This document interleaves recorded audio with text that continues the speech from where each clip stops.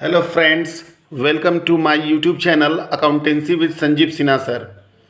तो मैं आज आप लोगों को फॉर फ्यूचर में ही आगे के कुछ क्वेश्चन बताने वाला हूं। तो चलिए आइए देखते हैं फॉर फ्यूचर के कुछ अलग अलग प्रकार के क्वेश्चन को। जैसे एक क्वेश्चन लिखा हुआ है कि एक company forfeited 100 share of ₹10 each, मतलब एक कंपनी ने जब्त किया 100 शेयर, प्रत्येक का कीमत कितना रुपये था? 10 रुपये। इशूड एट ए 20% प्रीमियम, जो कि 20% के प्रीमियम पर क्या किया गया था? इशू किया गया था। To be paid at the time of allotment, जिसको कब पेड किया गया था? तो अलॉटमेंट के समय। On which first call money of ₹3 was not received, जिसमें से कि फर्स्ट कॉल का 3 रुपया प्राप्त नहीं हुआ था। And the final call money of ₹2 is not yet called, और फाइनल कॉल का 2 रुपया मांगा ही नहीं गया था।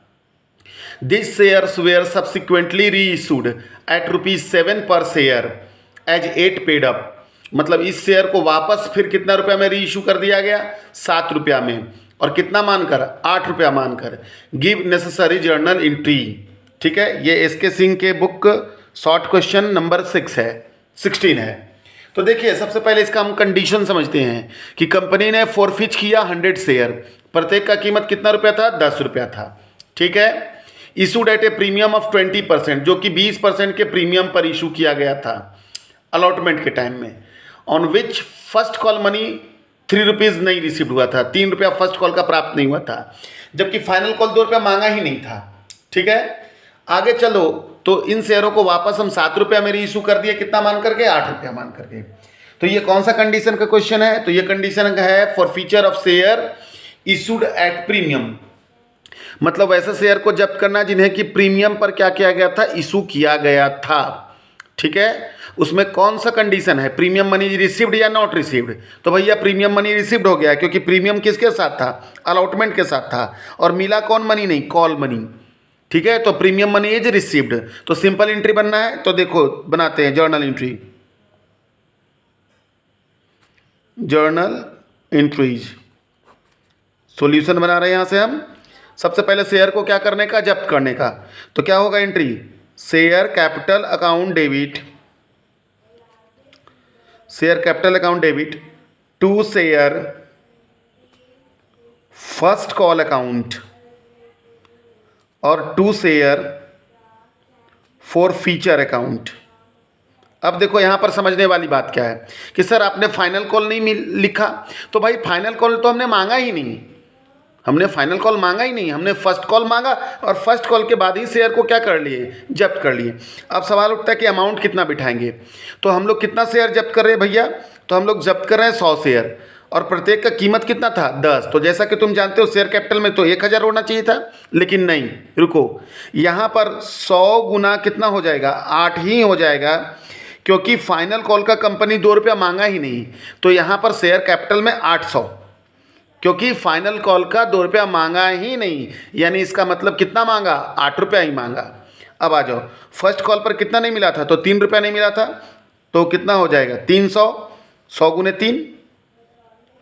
आप लोग मत लिखिएगा ऐसे, मैंने समझाने के लिए लिखा है। अब बाकी बच गया फॉर फीचर में। तो भैया डेबिट में है 800, क्रेडिट में है कितना? 300, बच गया कितना? 500। वैसे भी फॉर फीचर में कौन सा अमाउंट जाता है? तो जो अमाउंट रिसीव्ड हो चुका है कंपनी को। तो कौन सा अमाउंट रिसीव्ड हो चुका है कंपनी को? तो भैया एप्लीकेशन का और अलॉटमेंट का मिल चुका था। खैर, नरेशन क्या लिखेंगे हम लोग? बीइंग फॉर फीचर ऑफ कितना share? 100 shares at the rate of ₹10 each, है ना, और कॉमा, बट कॉल्ड अप ₹8। मांगा कितना गया था? 8 रुपया ही मांगा गया था। ठीक है। अब इस शेयर को हम वापस क्या कर रहे हैं? री इशू कर रहे हैं। चलिए अब री इशू का एंट्री बनाते हैं। तो री इशू हम कितना में कर रहे हैं? तो इन शेयरों को वापस हम री इशू कितना में कर रहे हैं? 7 रुपया में, और कितना मान करके? 8 रुपया ही मान करके। तो देखिए री इशू करने का entry, bank account debit, share forfeiture account debit और टू शेयर कैपिटल अकाउंट। ठीक है। अब आ जाओ, देखो यहाँ सबसे पहले यहाँ पर हम लिखेंगे 800। क्यों 800 लिखे? क्योंकि एक शेयर का 8 ही रुपया पेड अप मानना है। बैंक में लिखेंगे 100 गुना कितना 700 और यहाँ पर फॉर फीचर 100। खत्म हो गया है ना। फॉर फीचर में कितना आ गया 100। ठीक है, क्लियर। अब देखो यहाँ पर ध्यान दो, यहाँ पर अगर 8 रुपीज पेड अप के जगह पर अगर फुल्ली पेड लिख देता, फुल्ली पेड मतलब पूरा पूरी, तो यहाँ पर हमको 1000 रुपया लिखना पड़ता है ना। आगे हम ऐसा क्वेश्चन आप लोगों को बताएंगे, लेकिन यहाँ पर 8 रुपया ही पेड अप लिखा। आप यहाँ क्या लिखेंगे? Being reissue of forfeited share at the rate of rupees कितना ईच 7 ईच 8 कॉल्ड अप, 8 रुपया कॉल्ड अप मान करके। ठीक है, अब आ जाइए अगली entry, last entry.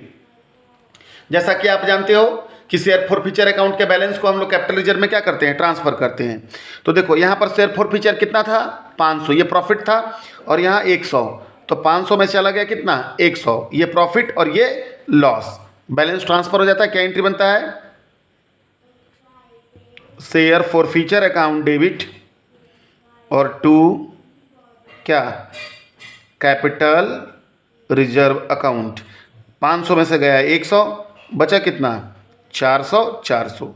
Narration being balance of share forfeiture transfer to capital reserve account. तो ये आप लोगों ने देखा, पहला कंडीशन इसमें क्या था कि for feature of share issued at premium, और उसमें क्या था?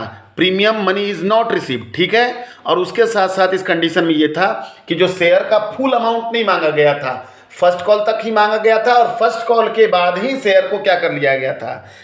फॉरफिच कर लिया गया था। चलिए आगे बढ़ते हैं। नेक्स्ट क्वेश्चन है आपके साथ, आपके सामने क्या है? A limited forfeited 100 equity share of the face value 10 each. मतलब ए लिमिटेड ने जब्त किया 100 शेयर, प्रत्येक का कीमत कितना रुपया था? 10 रुपीज 6 पर कॉल्ड अप। मतलब लो, इसमें तो मात्र कितना रुपया मांगा है? 6 रुपया ही मांगा। For non payment of first call 2 रुपया पर शेयर, और उसमें नन पेमेंट कितना हो गया? 2 रुपया पर शेयर हुआ फर्स्ट कॉल का, यानी कि फाइनल कॉल का तो कोई चर्चा ही नहीं है भैया। था एक शेयर का दाम 10 रुपया, लेकिन कंपनी उसमें से मांगी है कितना रुपया? मात्र 6, और उस 6 में से 2 रुपया भी नहीं मिला। अब आ जाओ, the forfeited share were reissued as fully paid at ₹7 each. हाँ देखो, आ गया ना, मैंने क्वेश्चन बनाया था। देखो बनाएंगे तो ज़्यादा क्लियर होगा सॉल्यूशन। सबसे पहले शेयर को जब्त करने का, share capital account debit to share first call account और to share forfeiture account. आइए, तो ये 100 शेयर है, तो 100 शेयर का हो जाएगा शेयर कैपिटल कितना होना तो चाहिए था? 100 गुने 10 मतलब 1000, लेकिन 6 रुपया ही कॉल्ड अप था, तो कितना हो जाएगा? 600। अब जब फर्स्ट कॉल पर हमको कितना नहीं मिला था? 2 रुपया, यानी 200, यानी यहाँ बच गया कितना? 400। नरेशन क्या हो जाएगा? बीइंग है ना 100 share forfeited eight the rate of rupees कितना ईच? 10 each 6 called up. ₹6 क्या था? Called up. ठीक है, चलिए अब इन शेयरों को हम क्या करते हैं? री इशू करते हैं। तो इस शेयर को हम री इशू कितना में कर रहे हैं? 7 रुपया में री इशू कर रहे हैं, लेकिन क्या मान करके? फुल्ली पेड अप मान करके। तो देखो अब यहाँ एंट्री देखो, bank account debit, share forfeiture account debit और टू शेयर कैपिटल अकाउंट। ठीक है, अब देखो अमाउंट यहाँ कैसे बिठाते हैं? यहाँ मैंने बिठाया 1000। कहेंगे ना कि सर पिछला क्वेश्चन में तो आप क्या किए थे कि जितना जब्त करने समय शेयर कैपिटल था उतना ही क्या था? री इशू करने समय भी शेयर कैपिटल था। बट इसमें फुल्ली कॉल्ड अप शब्द का यूज नहीं किया था। इसमें देखो कि री इशू करने समय कौन सा शब्द का यूज कर लिया है? फुल्ली कॉल्ड अप का यूज कर लिया है। कौन शब्द का यूज कर लिया है? फुल्ली पेड अप का यूज। फुल्ली पेड अप मतलब पूरे पूरी, है ना, 10 रुपया। अब देखो बैंक में हो गया कितना? 7 रुपया में बेचा है, तो कितना हो गया? 700, और यहाँ बच गया कितना? 300। Clear. Narration being reissue of forfeited share at the rate of rupees कितना each? 7 each fully called up. Okay, अब आ जाओ बैलेंस ट्रांसफर करने का एंट्री। तो आप भली बात ही जानते हो। तो यहाँ फॉरफीचर है आपका कितना 400, यहाँ फॉरफीचर है आपका कितना 300। तो 400 में से घट गया कितना 300, ये प्रॉफिट है और ये क्या है लॉस है। बैलेंस को ट्रांसफर कर दें, क्या एंट्री बन जाएगा share forfeiture account debit to capital reserve account, है ना। तो यहाँ 400 में से चला गया कितना 300, बच गया 100।